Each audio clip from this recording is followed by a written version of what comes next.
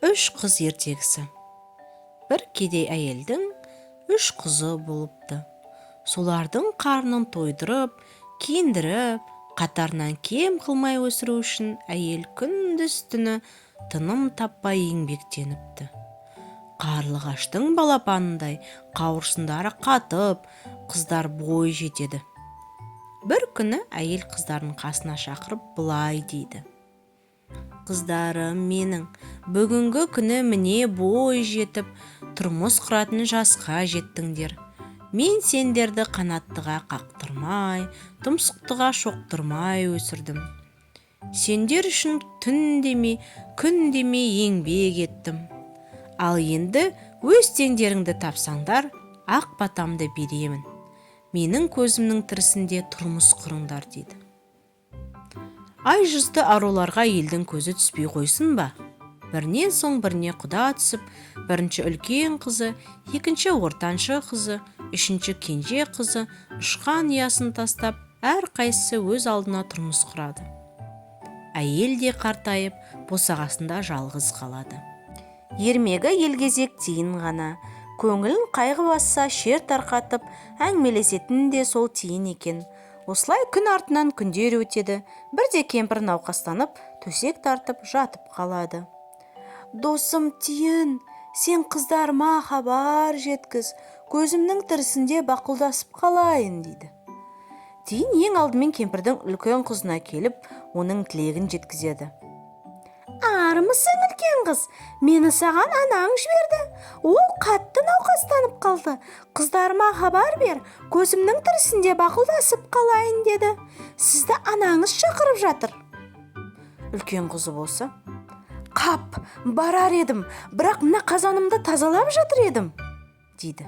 Үлкен қызы қолы тимей, мұрнынан тіреліп жатқандай кей сөйлеп: Сен қазаныңды тазалап алайын дейсің бе? Онда мәңгі бақи солардан айырылмай өт» дейді де тиын кетіп қалады. Осыны айтқанда қыздың қолындағы қазан жерге түсіп, қызға тиіп кетеді де, қыз үлкен тасбақаға айналып кетеді. Тиын енді ортаншы қызға жетіп, анасының хабарын айтады. Тиын: «Армысың, ортаншы қыз, мені саған анаң жіберді. Ол қатты науқастанып қалды. Қыздарыма хабар бер, көзімнің тірісінде бақұлдасып қалайын деді. Сізді анаңыз шақырып жатыр» дейді. «Ойпырмай, анама қазір-ақ шауып жетер едім, бірақ жәрмеңкеге мата тоқып апаруға үлгіре алмай жатқаным» деп күйінген сыңай танытады. Тиын ызаға буылып: «Мата тоқып жатырмын дейсің бе? Онда мәңгі бақи соны тоқып өт» дейді де жүріп кетеді. Ортаншы қыз өрмекшіге айналады да жорғалай жөнеледі. Тиын асығып кемпірдің кенже қызына келеді. Ол қамыр илеп жатыр екен. «Армысың, кенже қыз, мені саған анаң жіберді. Ол қатты науқастанып қалды. Қыздарыма хабар бер, көзімнің тірісінде бақұлдасып қалайын деді. Сізді анаңыз шақырып жатыр» дейді. Қайғылы хабарды естіген қыз ләм-мим демей, қолының қамырында тазаламастан жан ұшырып анасына жүгіреді. «Анашым, сізге не болды? Өзіңізді неге күтпейсіз? Осыншама өзіңізді неге қинайсыз? Бізді ертерек шақырмадыңыз ба? Әпкелерім қайда? Олар неге келмеген? Тиынжан, сен оларға хабар бердің бе?» деп сұрайды. «Иә, кенже қыз, бірақ олар енді келгілері келмейтінін айтты» деді Тиын.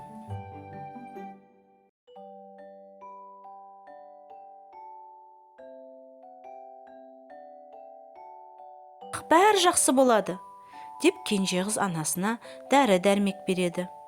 Анасының көзінің тірісінде жеткен кенже қыз науқас кемпірдің ақырғы сәттерін қуанышқа бөлейді. Анасы: «Ақылыңнан сенің, сені көріп бір марқайып қалдым ғой» деп риза болыпты. «Менің қадірлім, алтыным, адамзатқа әрдайым қуаныш әкелуші бол. Сонда адамдар сенің немере шөбереңді де, ұрпағыңды да ұмытпайды, ардақтайды» дейді Тиын. Шындығында солай болып, кіші қыз көп жасап, оны барлық адам қастерлеп сүйіп өтіпті. Күндердің күнінде кіші қыздың да өмірмен қоштасар мезгілі жетіп, ол бал арасына айналыпты. Аралар бүкіл жаз бойына тыным таппай, адам баласы үшін бал жинаумен әлек. Қай уақытта қарасаң да, оның алдыңғы екі аяғы тәтті қамырға малулы.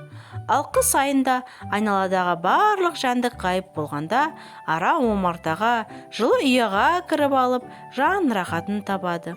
Оянса, бал мен қан жейді екен. Соңы. Мысық, әтеш және түлкі. Ормандағы үйшікте мысық пен әтеш мекен етіпті. Мысық аңға кетеді, әтеш үйді тазалап жинайды. Сырғауылда демалып отырған әтеш түлкіні көріп, үйге қашып кіреді.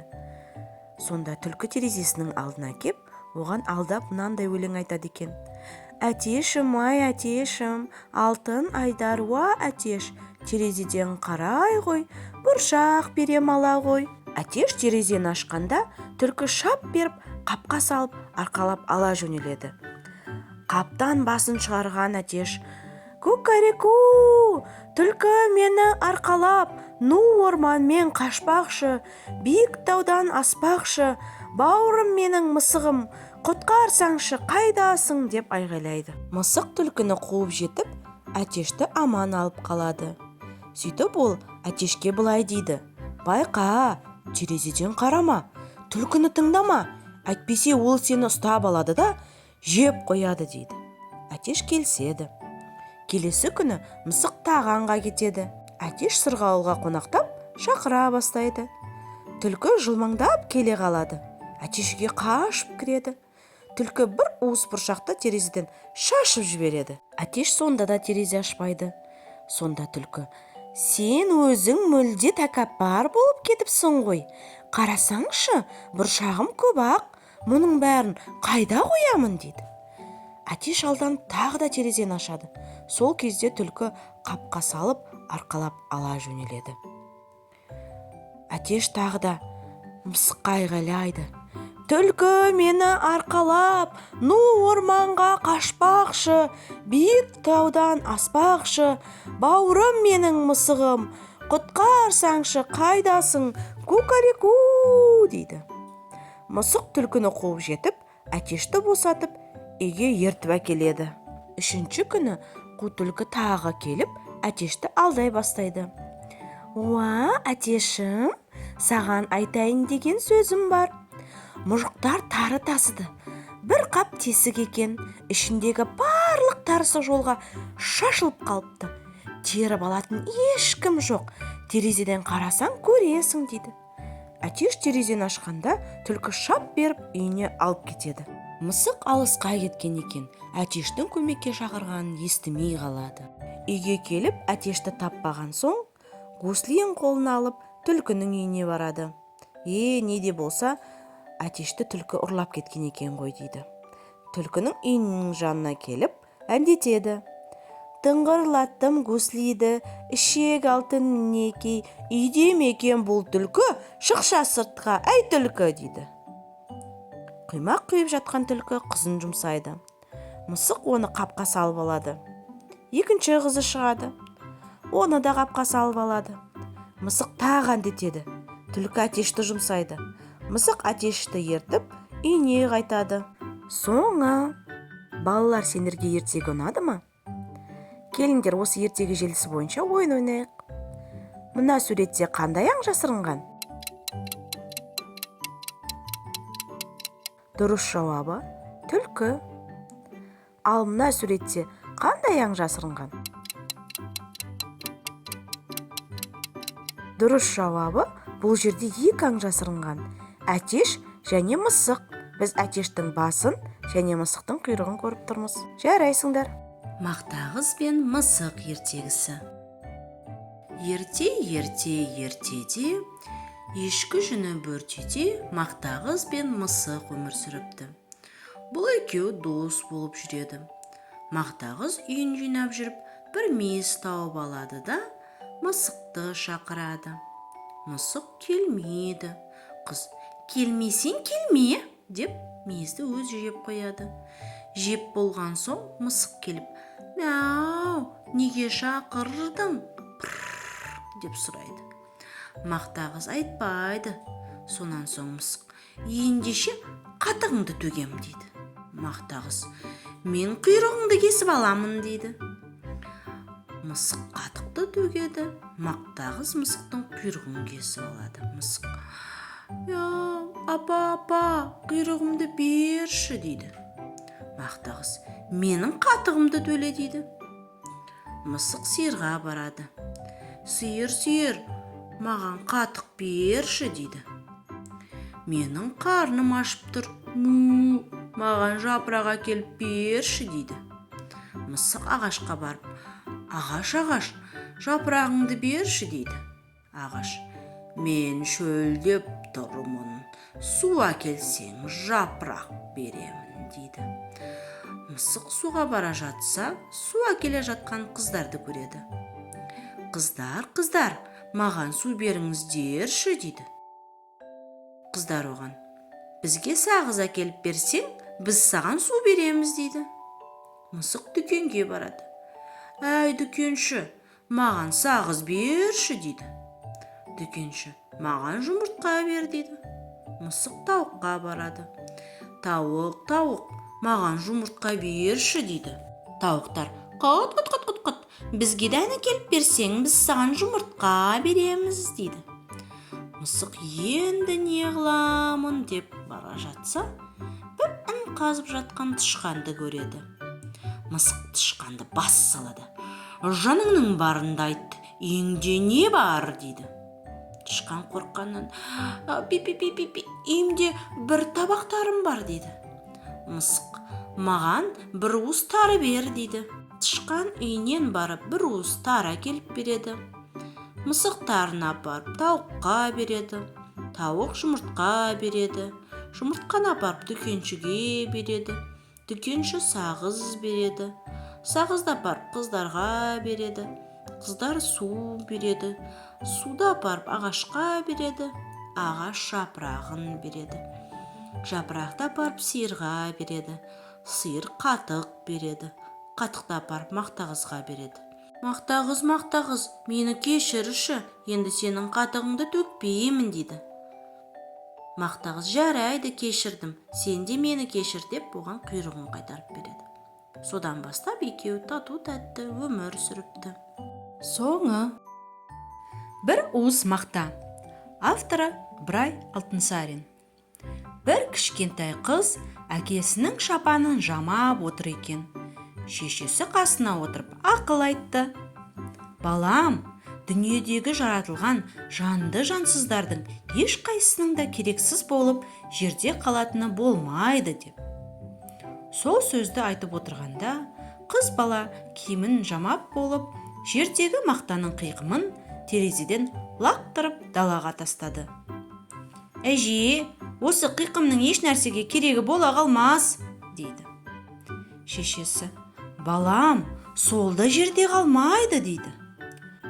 Осылайша сөйлесіп, терезеден қарап отырса, манағы мақтаны жел көтеріп ұшырды. Мұны бір торғай көріп, қуып барып, мақтаны тұмсығына тістеп қана алып ұшып кетті. Қыз әжесінен, манағы мақтаның қиқымын бір торғай алып кетті. Оны не қылады? Деп сұрады. Әжесі айтты. Көрдің бе, балам? Күн айналмай манағы айтқан сөздің келгенін. Ол кішкентай мақтаны торғай ұясына төсеп, жас балапандарына мамық етеді, деді. Соңы. Алтын балта ертегісі. Баяғыда бір кедей болыпты. Бір күні ол көршілес байдың балтасын сұрап алып, отынға барыпты. Біраз отын шауып болған кезде кедейдің балтасының басы ұшып кетіп, қасындағы диірмен тасын айналдырып жатқан суға барып түсіпті. Кедей диірменші шалға келіп, балтамды алып берші деп жалынады. Шал диірменді тоқтатып, суға қолын тығып жібереді де, бір алтын басты балтаны алып шығады. Мынау ма балтаң? Дейді диірменші. Жоқ, бұл емес, дейді кедей. Шал суға екінші рет қолын алып жіберіп, күміс балтаны алып шығады да, мынау ма балтаң? Дейді тағы да. бұл да емес. Диірменші үшінші рет қолын суға малғанда қара темір балта ілігеді. Сол кезде ғана кедей міне менің балтам деп оған қолын соза бергенде диірменші шал оны тоқтатып, шырағым, дүние қоңыз емес, ақ пейіл, адал жан екенсің.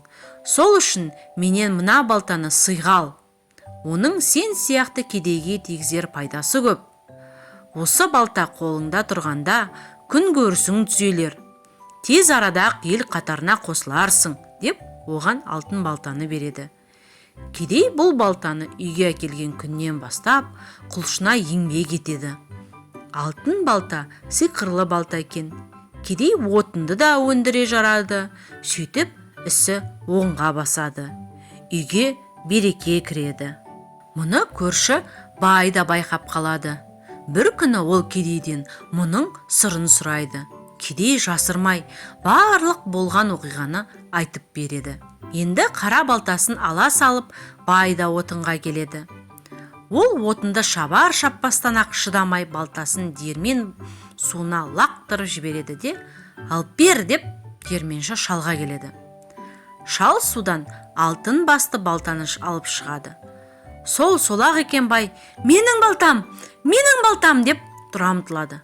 Бірақ диірменші шал оны кеудесінен итеріп тоқтатады да, қоя тұр, құлқыны тоймаған қу неме, міне сенің балтаң деп байға өзінің темір басты балтасын алып береді. Бай амалы құрып үйіне қайтады. Еңбегімен күнелткен кедейді күндеп көре алмай, үш құса болған бай шаруасына да жөндеп қарай алмапты. Тұрмысының да берекесі кетіпті. Соңы. Бауырсақ ертегісі. Бір шал мен кемпір болыпты. Бірде шал жалынып, кемпір-ау, маған бауырсақ пісіріп берсеңші, дейді. Неден пісірейін? Он жоқ қой.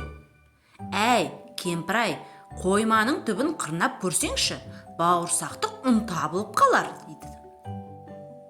Кемпір қойма түбін қырып, екі уыс ұн табады да, қаймаққа шылап, қамыр илеп, майға бауырсақ пісіреді. Оны терезенің алдына суытып қояды. Бауырсақ суып тұрып, бір кезде домалай жөнеледі.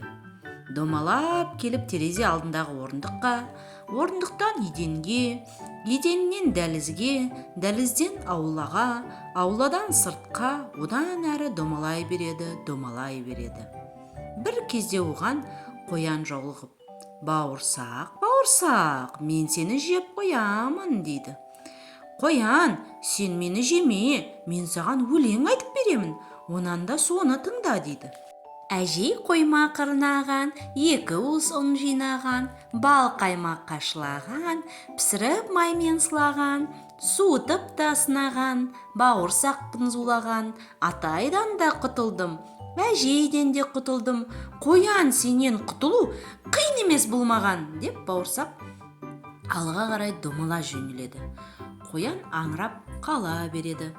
Бауырсақ орман ішіндегі соқпақпен зымырап бара жатса, қарсы алдынан қасқыр шыға келеді. Қасқыр: бауырсақ, мен сені жеп қоямын, дейді. Сен мені жеме, қасқыржан, мен саған өлең айтып берейін. Бауырсақ әндете жөнеледі. Әжей қойма қырнаған, екі уыс ұн жинаған, бал қаймаққа шылаған, пісіріп маймен сылаған, суытып та сынаған, бауырсақпын зулаған, атайдан да құтылдым, әжейден де құтылдым, қояннан да сытылдым, қасқыр, сенен құтылу қиын емес болмаған, деп бауырсақ домалай жөнеледі. Қарсы алдынан қорбаңдап аю шығады.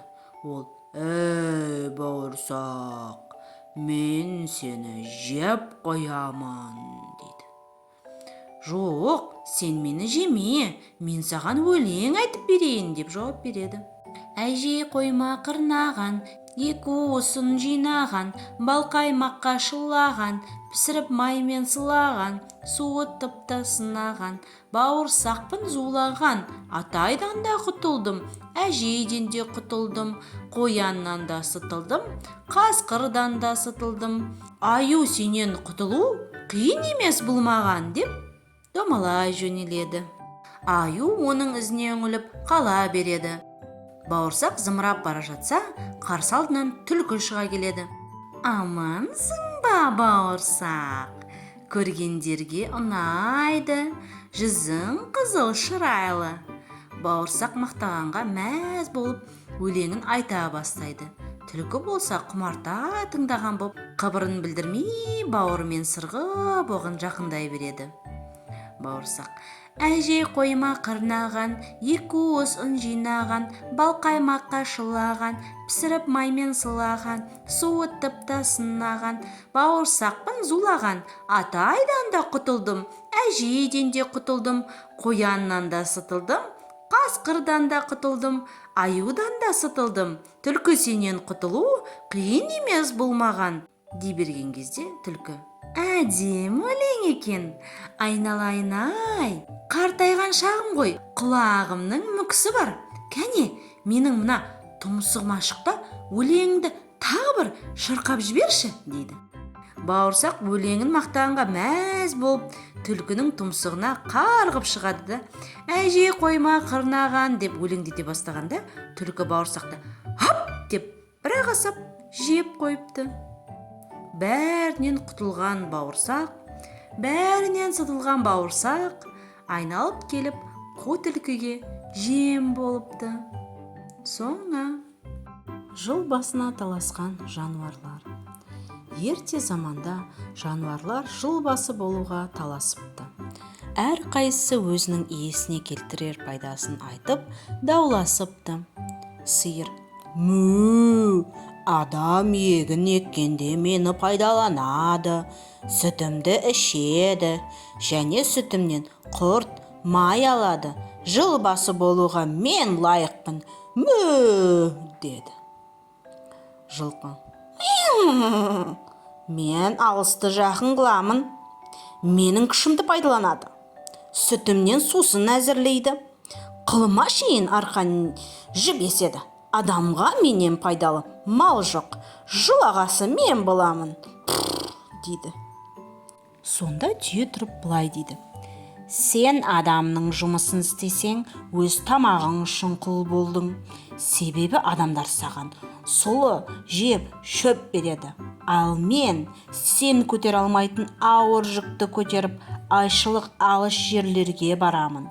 Аш болдым деп арпа, сұлы сұрамаймын. Көде болса көде, жусан болса жусан. Не кез келсе соны қорек етіп, табылса су ішіп, табылмаса шөлде де жүре беремін. Жыл басы болуға мен лайықпын, дейді. Қой өз кезегі келгенде: мә, мен болмасам қазақ үйін немен жабар еді? Жүнімнен киіз басады, жабағымнан киім тігеді, арқан жіп еседі. Сүтімнен құрт май алады, шаруаға менен жайлыларың жоқ, дейді. Ит болса: мен болмасам сендерді ұрылар ұрлап, немесе қасқыр жеп таусар еді. Мен сендердің барлығыңды күзетемін. Дұшпан көрінсе абалап үріп, иеме хабар беремін, деді.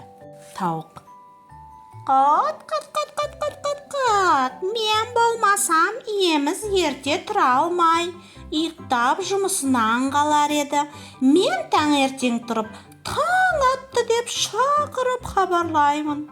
Кеш болса, жатар мезгіл болды деп тағы шақырамын, деді. Тышқан не айтарын білмей тұрды да, бір қулық ойлап, жиналған көпшілікке: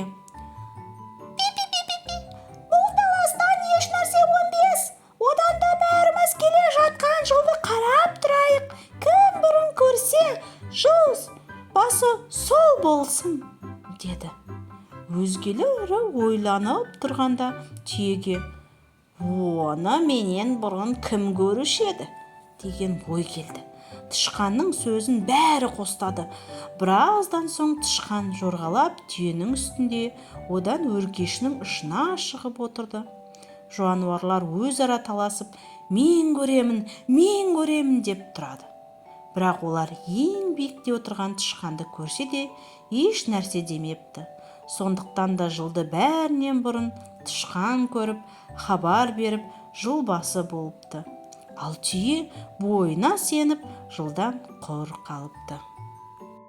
Күн, ай және әтеш. Қазақ халық ертегісі. Оқыған Эльмира Аманқызы. Ертеде аспанда ағайынды 3 бала өмір сүріпті. Үлкені күн, ортаншысы ай, кішісі әтеш екен. Күн жерде тіршілік ететін адамдарға, өсімдіктер мен жануарларға жарық пен жылу таратуға кеткенде, үйдегі кіші інілері ай мен әтеш үнемі келіспей қала береді екен. Бір күні әбден ыза болған ай әтешті айдарынан ұстап алып жерге лақтырып жіберіпті.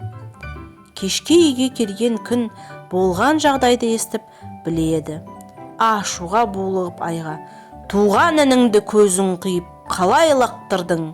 Сендей рақымсызды көргім келмейді. Бұлам бұлай аспанға мен күндіз, сен түнде шығатын боламыз. Ал әтеш жақын інім болып қала береді. Ол мені ұмытпайды» дейді. Сол уақыттан бастап әтеш таң атысымен күнді көргенде «Кукареку» деп айғай салатын болыпты. Бұл «Амансыз ба күн аға» деген екен. Ал кеш түссе қонақтауға кетеді. Өйткені аспанға шыққан айды көргісі келмейтін көрінеді. Соңы. Аруна баспасы, 2015 жыл, өнегелі ертегілер жинағы. Қазақ халық ертегісі «Түлкі мен құмыра». Оқыған Эльмира Аманқызы. Егін ора келген шаруа сүт құйып алып шыққан құмырасын шөптің арасына тығып, өзі алқапты аралап кетеді. Бұны сол маңда жортып жүрген түлкі көріп қояды.